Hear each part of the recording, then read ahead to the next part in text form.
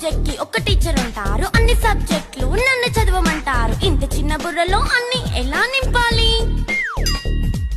Class work, home work, fair notes అంటారు. Subject కి 3 books పెట్టి బ్యాగ్ నింపుతారు. ఇన్ఫాక్ట్ నా బరువు కన్నా నా బ్యాగ్ బరువే ఎక్కువ.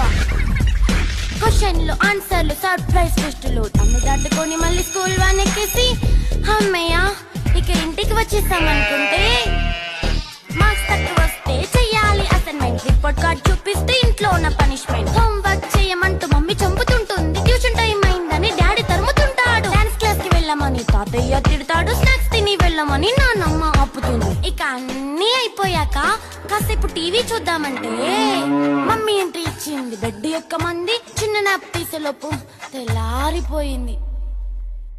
అయ్యో మళ్ళీ మొదలు ఈ స్కూల్ కష్టాలు.